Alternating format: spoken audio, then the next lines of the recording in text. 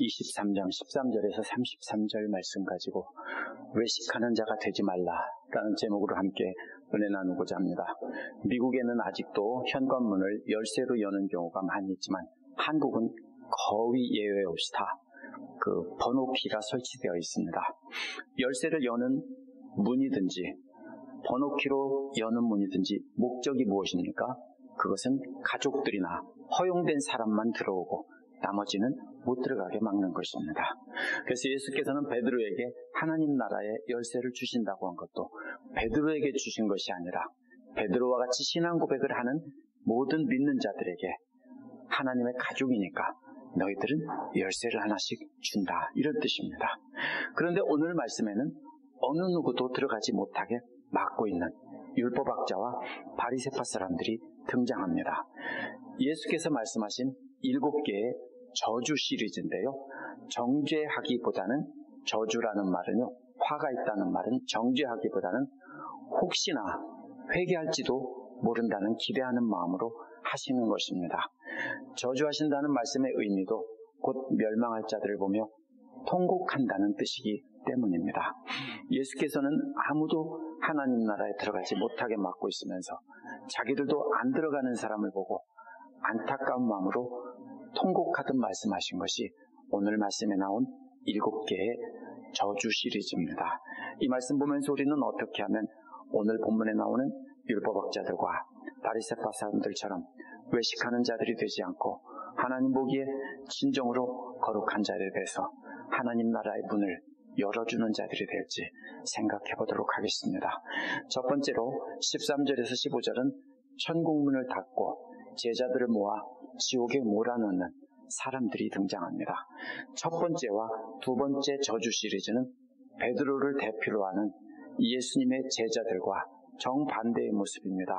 예수님께서는 베드로와 같이 신앙 고백하는 제자들에게 하나님 나라 열쇠를 맡겼습니다. 하나님의 가족이기 때문입니다. 요즘은 번호키를 사용하기 때문에 예수님은 제자들에게 하나님 나라에 들어가게 하는 비밀번호를 알려줬다라고 할 수 있습니다. 예수님의 제자들은 하나님 나라의 문 입구에 서서 비밀번호를 눌러서 열어주고 들어가게 하는 사람들인 것입니다. 그런데 예수께서 바리새파 사람들은 정반대로 문을 잠그고 못 들어가게 막는 사람이라고 하신 겁니다. 첫 번째와 두 번째 저주에 등장하는 율법학자와 바리새파 사람들에게 화가 있다라고 했습니다. 화가 있다는 말은 저주를 선포하며 위협하는 것이 아닙니다. 통곡이라는 뜻입니다. 그래서 임박한 심판을 알리면서 예언에 자주 사용되는 말입니다. 그래서 후회와 연민과 슬픔과 고발의 감정이 뒤섞여 있는 그런 눈물입니다. 따라서 예수님께서 화가 있다는 말은 곧 멸망할지도 모르는 자들을 보며 통곡하시는 예수님의 모습이지 너희들은 저주받은 사람들이니까 다 망해라, 이 뜻이 절대로 아닌 것입니다. 예수께서 율법학자들과 바리새파 사람들을 외식하는 사람이라고 불렀습니다. 연극배우라는 뜻입니다. 그들은 자신들이 하나님 나라에 들어가는 문을 지키는 거룩한 자들인 것처럼 연극을 했습니다. 예수께서 이들을 보시고 통곡하며 임박한 심판을 말씀하신 이유는 그들이 하나님 나라에 들어가려고 몰려든 사람들 앞에서 문을 닫고 아무도 못 들어가게 하고 있기 때문입니다. 자기들만 안 들어가면 괜찮은데 아무도 들어갈 수 없다. 여기 들어가면 큰일 난다라고 말하고 있기 때문입니다. 율법학자들이나 바리새파 사람들은 문을 잠글 줄은 압니다. 예나 지금이나 열쇠나 번호키 없어도 잠글 수는 있죠. 열 수가 없는 거죠. 이들은 그런 사람들입니다. 문을 잠그기는 합니다. 그런데 열 줄은 모릅니다. 그래서 사람들이 들어가려고 하면 문을 잠그는데 이들은 비밀번호를 모릅니다. 그래서 그들은 하나님이 가르쳐 주신 하나님 나라에 들어가는 비밀번호로 모세 오경을 주셨는데 그것을 열쇠가 아닌 자물쇠로 만들어 버렸습니다.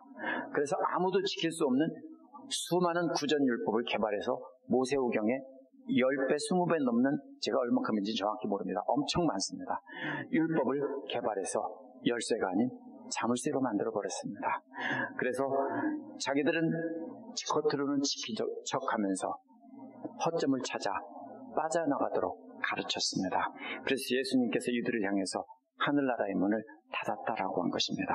14절은 문맥으로 보나 사본학적 증거로 보나 후대 필사자들이 삽입한 것이 명백하기 때문에 없다라고 한 것입니다. 사라진 것이 아니고요, 원래 없는 것입니다. 두 번째 저주는 하나님 나라의 문을 닫고 못 들어가게 하던 율법학자와 바리새파 사람들이 모든 족속을 제자 삼는 장면입니다. 이 사람들은 예수님이 시키지도 않았는데 이들은 모든 족속으로 가서 제자를 삼고 있습니다. 바다와 마른 땅을 찾아가서 개종자를 만든다고 했습니다. 바다는 이스라엘 서쪽의 지중해를 말하고요, 마른 땅은 이스라엘 동쪽에 있는 아라비아 사막을 가리킵니다. 그렇다면 이스라엘에서 갈 수 있는 곳은 바다 쪽으로 나가든지 아니면 동쪽으로 아라비아 사막을 건너든지 하는 것입니다.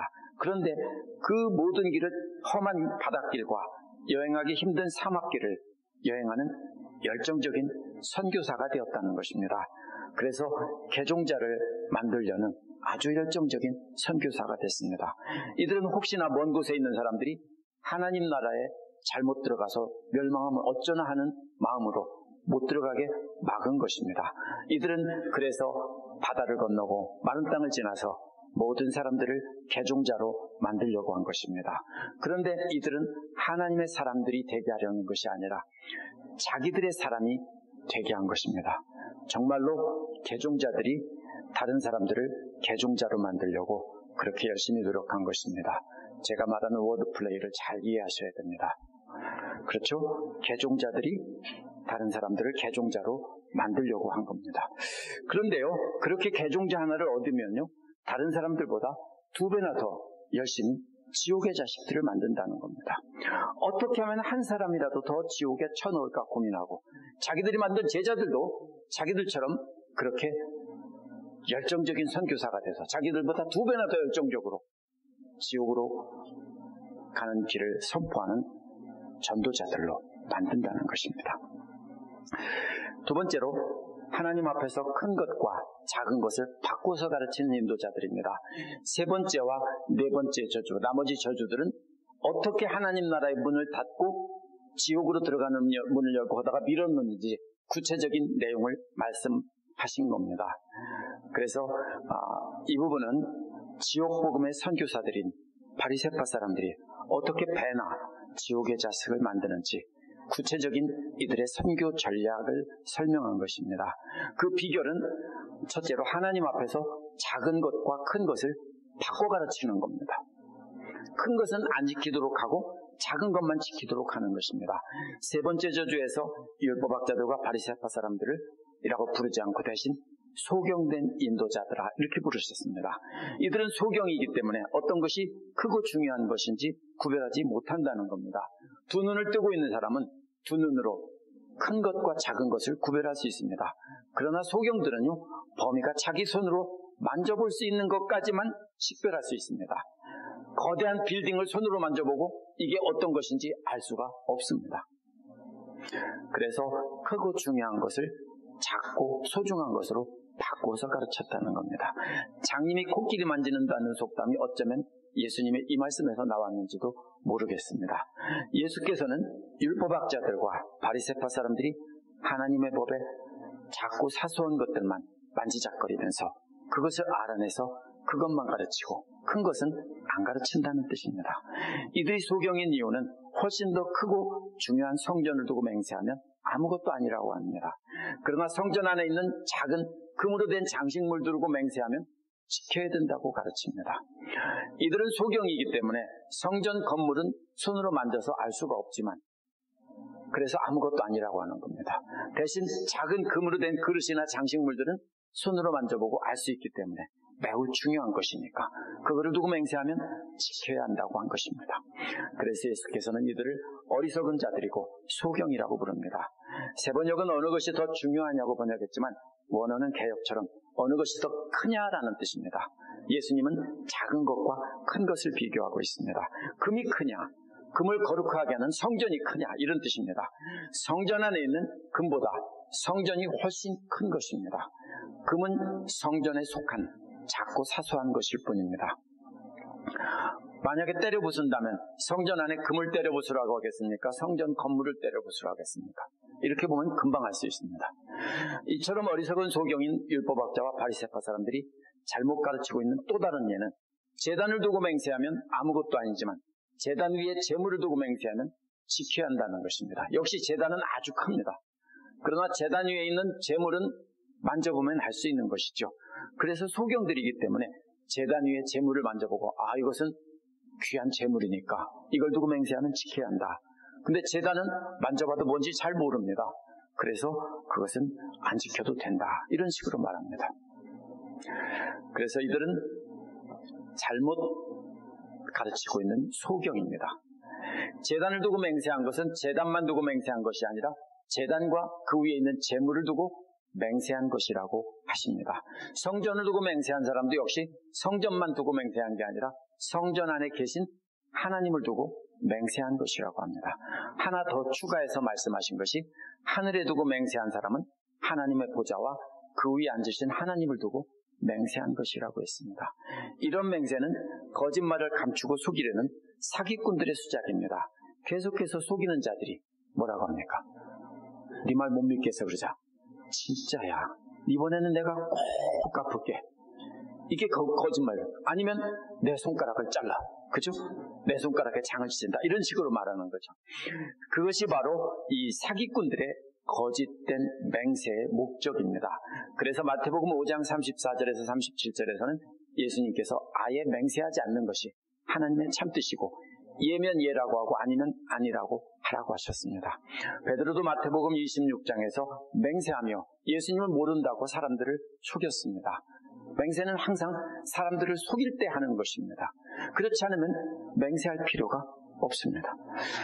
율법학자들과 바리새파 사람들은 사람들을 속이려고 크고 중요한 것을 두고 맹세하면 안 지켜도 된다고 합니다.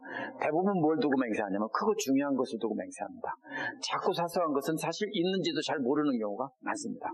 그러니까 그것을 잘 아는 자기들은 그걸 두고 맹세하면서 사람들이 모르도록 큰 것을 두고 맹세하면서 나는 맹세했다. 근데 나중에는 뭡니까? 그건 안 지켜도 돼. 자꾸 사소한 이걸 두고 소중한 걸 두고 맹세한 걸 지켜야 돼. 이렇게 속였다는 겁니다. 이들 지도자들은 소경이기 때문에 크고 중요한 것은 알아보지 못하고 자꾸 사소한 것만 중요하다고 가르친다는 겁니다. 역시 다른 예가 11조에 관한 예입니다. 11조는 원래 곡식과 포도와 올리브유 같은 중요한 소산물들을 11조로 드리는 것입니다. 목적은요, 첫째 목적은 성전에서 일하는 제사장들과 레위 사람들이 그것에 집중할 수 있도록 하는 것이고요. 두 번째 목적은 가난한 고아와 과부 같은 사람들을 먹고 살 길이 없는 사람들에게 역시 11조를 이렇게 먹이는 것입니다. 이게 11조의 목적입니다. 너희들 다 10분의 1씩 소산물을 내. 그래서 이렇게 나눠 먹도록 하는 것입니다. 그런데 이들이 드린 박하와 회향과 근체의 11조는요, 이것은 성경에도 없는 것입니다. 레위기 27장 30절에 보면 땅의 곡식이나 과실의 나무를 드리는 것으로 11조는 정의되어 있습니다. 그런데 이들은 중요하지도 않고 아주 소량 재배해서 향신료로만 쓰는 것까지도 11조를 드리는 것은 자기들은 철저하게 11조를 드리고 있다는 것을 강조하려는 것입니다. 물론 이들은 곡식과 포도주와 이런 올리브유도 다 11조를 드리면서 이것까지도 드리는 겁니다. 이들이 드리는 작은 향신료 3가지의 11조와 대조되는 것은요, 이들이 버리는 율법에 이번에는 큰 게 아니고 무거운 것입니다. 중요하다는 말은 원어에서 무겁다는 뜻입니다. 이들이 무겁게 여긴 3가지는 가벼운 것이고요, 율법 중에서 가장 무거운 3가지는 정의와 자비와 신의입니다. 정의란 마태복음에서 주로 심판이라는 말로 번역된 말인데요, 율법에 따라 공정하게 재판하는 것입니다. 자비란 불쌍히 여기는 마음입니다. 이 2가지는 함께 있어야 되는 것입니다. 만약에 공정하게만 재판하면 안 됩니다. 불쌍한 사람은 때로는 예외를 들어서 용서도 해줘야 하는 것입니다. 그렇게 하는 것이 바로 하나님의 마음으로 재판하는 것입니다. 아무리 존귀한 사람이라도, 권력을 가진 사람이라도 잘못했으면 공정하게 재판을 해야 되고요, 아무리 죄를 지었지만 정말로 불쌍한 처지에 있는 사람이 도둑질을 했다면 그것은 불쌍히 여기고 먹을 것을 주는 것이 올바른 재판이라는 것입니다. 그것이 바로 이 정의와 자비라는 말의 뜻입니다. 그것이 바로 하나님 아버지의 마음으로 재판하는 것입니다. 마지막으로 신이라는 말은 믿음이라는 뜻입니다. 대부분의 영어 번역들은요, faithfulness라고 번역했습니다. 그런데 마태는요, 이 단어를요, 6번 사용했는데요, 5번 전부 다 믿음이라는 뜻으로만 사용했습니다. 그렇다면 이것도 믿음이라는 뜻으로 해석해야 맞습니다. faithfulness가 아니라 faith입니다. 무슨 뜻입니까? 강한 자들도 공정하게 재판을 해야 하고 반대로 사회적인 약자들도 불쌍히 여겨서 자비를 베풀어야 한다는 것입니다. 그런데 늘 그렇게 하려면 하나님을 믿고 의지해야 된다는 뜻입니다. 우리 아버지이신 하나님의 마음을 알고 하나님을 믿고 의지하지 않으면 우리는 인간의 감정에 따라, 이해관계에 따라 우리는 그릇된 재판을 할 수밖에 없다는 것입니다. 그래서 쉽게 정죄하고 용서하지 않는 마음이 생길 수 있는 것입니다. 그러니까 세 번째는 그것을 할 때 하나님의 마음을 가지고 하나님을 믿고 하나님의 마음으로 재판하라는 뜻입니다. 미가서 6장 8절에도요, 공의를 행하며 인자를 사랑하며 겸손히 내 하나님과 함께 행하는 것이라고 똑같이 세 가지가 나옵니다. 앞에 두 가지는 정의와 자비는 똑같은 뜻입니다. 마지막으로 말한 것은요, 겸손히 하나님과 함께 행하는 것이라고 말했는데 예수님은 이것을 믿음이라고 했습니다. 믿음이 무엇입니까? 알고 있는 것이 믿음이 아닙니다. 겸손히 하나님과 동행하면서 행하는 것이 믿음입니다. 그래서 미가는 하나님과 겸손히 동행하는 것, 이렇게 믿음을 다른 말로 설명한 것입니다. 이 세 가지는 율법의 가장 중요한 핵심이고요, 한마디로 말하면 하나님의 마음으로 사람들을 사랑하라는 뜻입니다. 재판을 하고 정죄를 하든 다 하나님의 마음으로 하나님과 동행하면서 하라는 것입니다. 이렇게 중요한 것은 다 버리고 중요하지 않은, 율법에도 나와 있지 않은 향신료들까지 정확히 드리면서 우리는 거룩한 삶에 나온 것은 연극이라는 것입니다. 예수님께서 그렇다고 11조를 정확히 드리는 것이 잘못되었다고는 하지 않습니다. 이것도 행하고 저것도 버리지 말아야 된다고 합니다. 중요한 것을 먼저 지키면서 사소한 것도 지킨다면 그것은 좋은 것이라는 뜻입니다. 그런데 이들은 중요한 것은 버리고 사소한 것은 정확히 지키면서 자신들이 거룩한 척하니까 연극 배우라고 한 것입니다. 예수께서 다시 소경된 인도자라고 부르면서 하루살이는 걸러내고 낙타는 삼킨다고 했습니다. 이 말을 아마 대부분 잘못 이해하고 계실 겁니다. 하루살이와 낙타는 둘 다 부정해서 먹을 수 없는 것입니다. 여기서 그림은요, 물이나 포도주를 마시는 그림입니다. 근데 그 속에 하루살이가 빠져 있으면요, 그거는 마시면 안 됩니다. 부정해집니다. 걸러내야 됩니다. 꼼꼼하게 그것은 걸러낸다는 것입니다. 근데 잔 속에 낙타가 들어있으면 모른 척하고 그냥 삼켜버린다는 뜻입니다. 어떻게 그럴 수 있냐고요? 만화예요. 예수님이 그리는 만화예요. 뭐가 똑같아요? 눈에 들어있는 대들보라는 만화와 똑같은 과장법으로 우스꽝스러운 그림을 그린 만화예요. 곤란해야 돼요. 다 부정한 것이니까. 왜냐하면요, 낙타는 말발굽과 같은 발굽이 없어요. 되새김질을 하면서. 그래서 낙타를 타고 물건을 이동하고 이렇게는 했지만요, 그것을 고기를 먹지는 않았어요. 그래서 부정한 거니까 곤란해야 돼요. 근데 포도주 잔에 하루살이가 들어있으면 다 곤란해면서 낙타가 들어있으면 그냥 삼켜버린다는 거예요.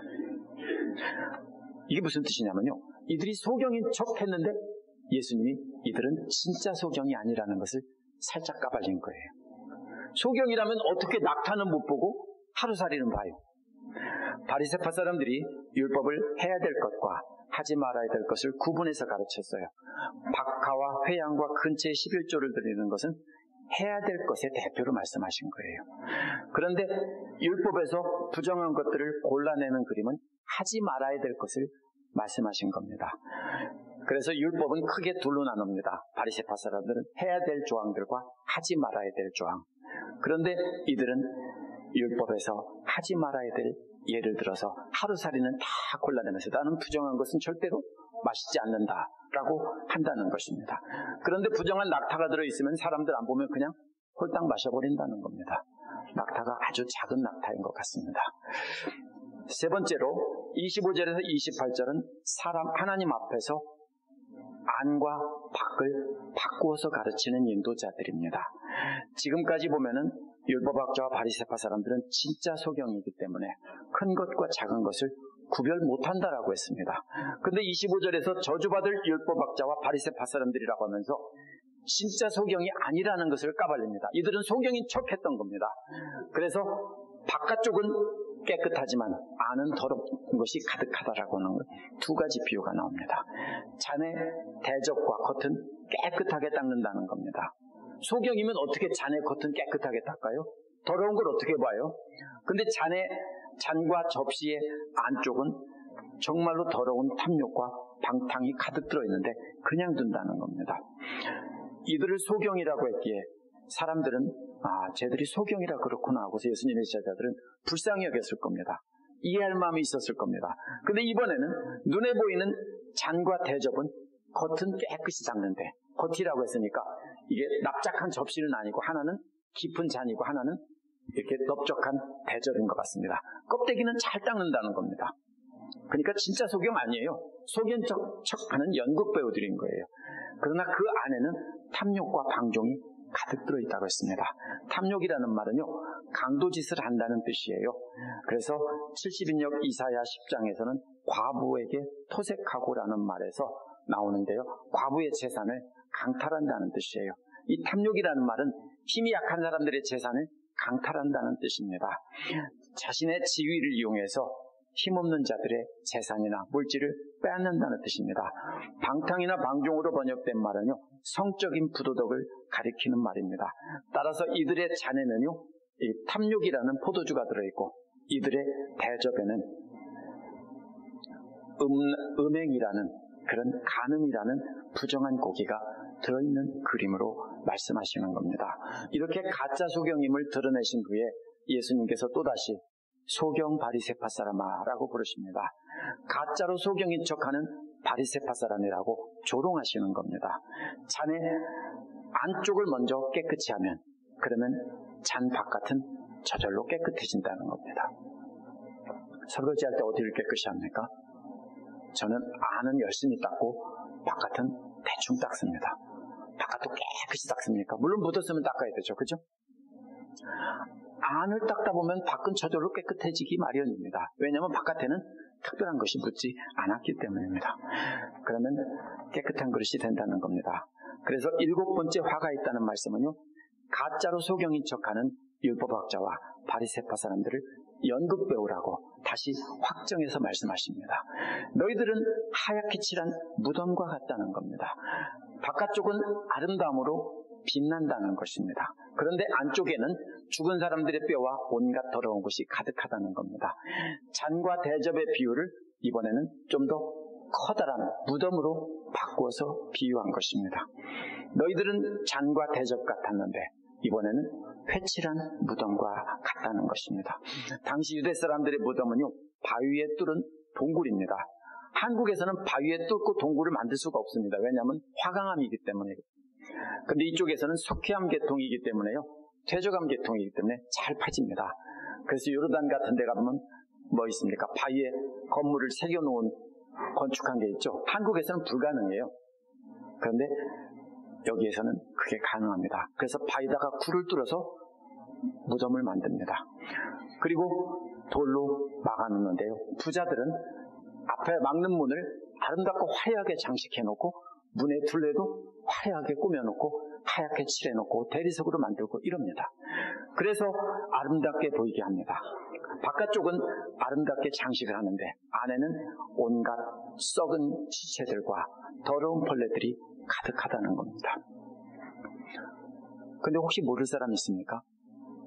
뉴올리언즈 가도 무덤 보면 그렇게 돼 있죠. 아름답게 되어 있는데 그 속에 뭐가 들어있는지 다 아시죠?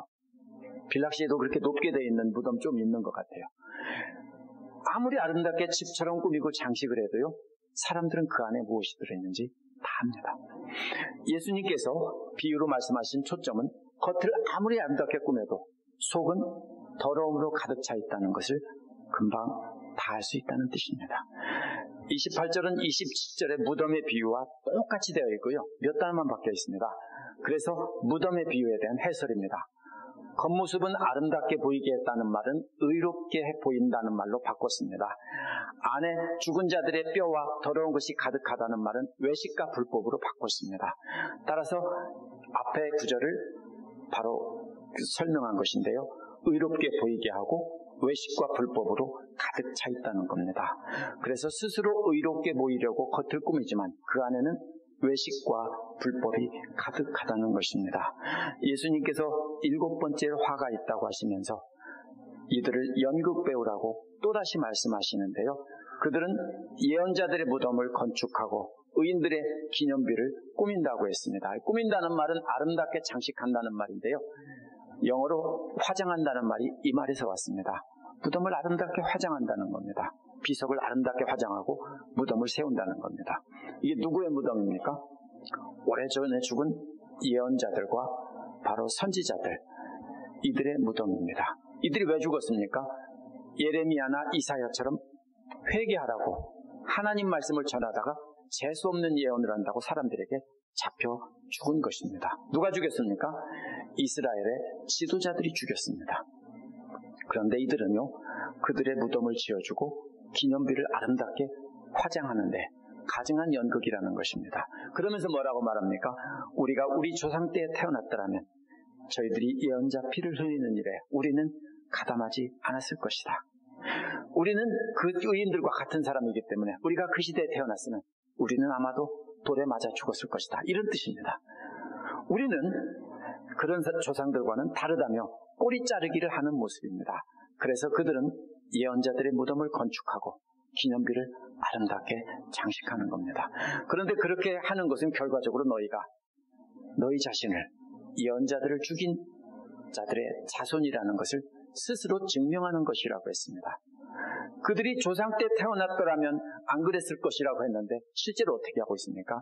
하나님께서 보내신 침례 요한과 예수님을 대적하고 죽이려고 했고 죽였기 때문입니다.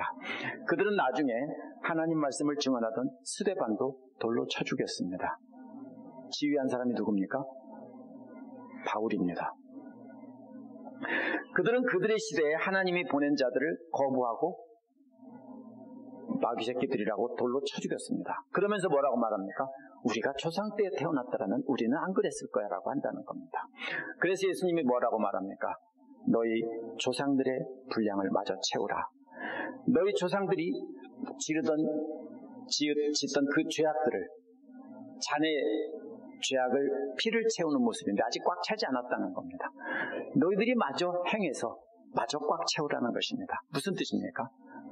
예수님을 죽이는 것을 말씀하고 있는 겁니다. 너희들 그 피 마저 채워라.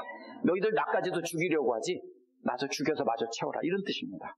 예수님을 죽이게 되면 이제 그들이 하나님을 대적해서 죽인 예언자들과 의인의 피가 그 통에 가득 차게 되는 것입니다. 마지막으로 예수님께서는 이들을 뱀들아, 독사의 새끼들아라고 부르십니다. 가면을 쓰고 겉모습만 거룩한 척하면서 속이는 이유가 바로 창세기에 나오는 아담과 하와를 속인 사탄의 새끼, 뱀의 새끼들이라는 것입니다. 예수님께서는 당시 이스라엘에서 가장 거룩한 자들을 향해 사탄의 새끼라고 말하는 것은 정말로 충격적입니다.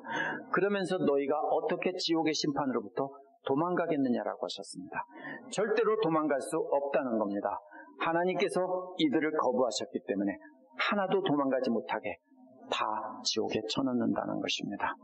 오늘 말씀에서요, 예수께서 율법학자와 바리새파 사람들을 향해 7번이나 말씀하신 것은 통곡입니다. 이렇게 저들을 신랄하게 비판하면서 말씀하신 것은 혹시라도 듣고 깨닫기를 바라는 마음에서 통곡하는 마음으로 말씀하신 겁니다. 우리도 만약 우리의 본성인 우리 생각과 욕심을 따라 살면서 거룩한 척하면 우리에게도 화가 있다고 7번 말씀하시면서 통곡하실 겁니다. 그렇다면 우리는 어떻게 하면 주님이 우리 때문에 통곡하며 화가 있다고 말하지 않게 할 수 있을까요? 만약 우리가 우리의 본성을 따라 산다면 우리는 똑같이 연극배우가 됩니다. 왜냐하면 우리 안에는 탐욕과 방탕으로 가득히 채워 있기 때문입니다. 우리의 손으로는, 능력으로는 깨끗하게 할 수 없습니다. 고린도전서 3장 3절에 나오는 육에 속한 사람들의 본성을 대표하는 죄가 바로 이 두 가지입니다. 예수님을 오래 믿은 사람들은요, 가만히 있으면 신앙의 연수가 저절로 오래되면 존경받는 자리에 오르고 저절로 연극 배우가 됩니다. 혹시 안 그럴 분 있습니까? 저를 비롯해서 모든 사람들이 연극 배우가 되는 것에서 벗어날 수 없습니다. 왜냐하면 저 사람은 거룩한 목사야, 저 사람은 참 훌륭한 집사야, 저 사람은 참 대단한 장로야, 이렇게 말을 하기 때문에 거기에 맞춰서 우리는 연극을 할 수밖에 없습니다. 그래서 시편 51편 기록자는 하나님이여 내 속에 정한 마음을 창조하시고 내 안에 정직한 영을 새롭게 하소서라고 했습니다. 우리 마음 안에는 정결한 마음이 아예 없다는 것입니다. 예수 그리스도를 믿고 성령님을 우리 가운데 모시면 성령님이 우리 안에서 정결한 마음을 창조하시고 성령님께서 우리를 정직한 영으로 새롭게 하는 것이지 우리 힘으로 할 수 있는 것이 아닙니다. 그렇기 때문에 우리가 할 수 있는 일은 성령님을 우리 마음 중심에 모시고 우리가 주인된 자리에서 내려와야 됩니다. 근데 이거 내려오는 것이 정말로 힘듭니다. 자꾸 내가 하고 싶은 대로 하면서 성경을 들어서 변명하고 싶지요. 저도 그렇습니다. 지금도 그렇습니다. 그죠? 자꾸 내가 하고 싶은 대로 하면서 이것은 하나님의 뜻이라고 포장하고 싶습니다. 그렇기 때문에 그것부터 내려와야 되는 겁니다. 하나님께서 말씀을 통해 말씀하시면 아무리 내가 아니라고 해도 내려오는 것입니다. 그러면 성령께서 우리 마음의 주인이 되어서 성령의 9가지 열매를 맺게 하시고 연극 배우가 아닌 진짜 깨끗한 배우가 그릇이 되게 하십니다. 그렇게 한다면 우리는 하나님 나라를 들어가는 문을 막는 자가 아니라 하나님 나라 문 앞에 서서 비밀번호를 눌러서 열어주며 들어가라고 열어주는 사람이 될 수 있습니다. 그런데 우리가 이때 한 가지 조심해야 될 거는요, 우리는 우리가 가르치는 사람들을 우리의 사람으로 만들지 않도록 정말 조심해야 합니다. 가만 잘 보세요. 이단 사이비들은 하나님의 사람으로 만들지 않고 사람들을 전도해서 뭘로 만듭니까? 자기 사람으로 만듭니다. 그렇죠? 이단 사이비나 아니면 기독교 중에서 그래도 정통 보수라고 주장하는 사람들도요, 사람들을 전도해서 자기 사람으로 만들면 그것은 잘못된 것입니다. 이걸 정말로 조심해야 됩니다. 만약 다른 사람들에게 가르치고 본을 보인다 해도 하나님의 사람이 아니라 나를 존경하고 나를 믿고 나를 따르는 사람을 만든다면 그것은 하나님의 사람을 도둑질하는 것입니다. 그러면 하나님 나라에 들어가는 사람을 가로채서 하나님을 믿는 사람이 아니라 나를 믿는 사람을 만들어서 함께 멸망의 지옥에 들어가게 하는 연극 배우가 되는 것입니다. 우리가 저 사람이 참된 목자냐 아니냐 분별할 수 있는 가장 중요한 것은요, 하나님 말씀으로 가르치면서 자기 사람으로 만들려고 하지는 않는지를 잘 봐야 됩니다. 자기 사람으로 만들고 꼼짝 못하게 하고 자기의 권위를 내세우면서 사람들을 자기의 권위 안에 꽉 묶어두고 마음대로 부리려고 하는 사람들은 100% 그들은 하나님의 문에 들어가는 열쇠를 가진 사람들이 아닙니다. 그렇게 멸망할 연극 배우처럼 되지 않는 비결이 바로 가르쳐준 것이 마태복음 5장에서 7장에 나오는 건데요, 산상수훈이라고 하는데 모세오경을 그들은 굉장히 길게 만들었는데요, 예수님께서는 모세오경을 반대로 아주 짧게 만들어서 5장에서 7장까지 요약해놨는데요, 이것은 누구나 쉽게 알 수 있도록, 그런데 하나님의 마음을 알게 하신 겁니다. 핵심은 뭡니까? 우리가 율법 몰라도 됩니다. 뭐가 합니까? 우리의 양심이 알아요. 그렇죠? 율법 몰라도 이것이 하나님의 뜻에 옳은지 그런지 양심이 알아요. 그래서 팔복이라고 하는 것을 간단히 요약하면 하나님의 마음을 알기를 사모하며 하나님의 마음으로 행동하도록 애를 쓰는 사람에게 복이 있다는 거예요. 그래서 하나님의 마음을 알고 하나님의 말을 따라 행동을 하라는 것이 바로 예수님께서 모세오경 전체를 요약한 것이고요, 하나님 나라에 들어가는 열쇠인 거예요. 그러면 우리는 무엇보다도 사람들 앞에서 거룩한 척하는 것부터 제일 먼저 당장 멈춰야 됩니다. 우리는 예수님처럼 하나님의 마음으로 섬기며 가르치고 통곡을 하되 우리 자신도 당신들과 똑같은 죄인이라는 것을 드러내고 부족하지만 함께 예수님 닮아가자고 해야 됩니다. 우리 주님처럼 멸망할 자들을 위해서 통곡하며 그들도 회개하기를 기다리며 화가 있다고 선포하자고 해야 합니다. 그렇지 않으면 우리는 외식하는 자가 돼서 하나님 말씀을 가지고 사람들을 가로채서 내 사람으로 만들고 지옥에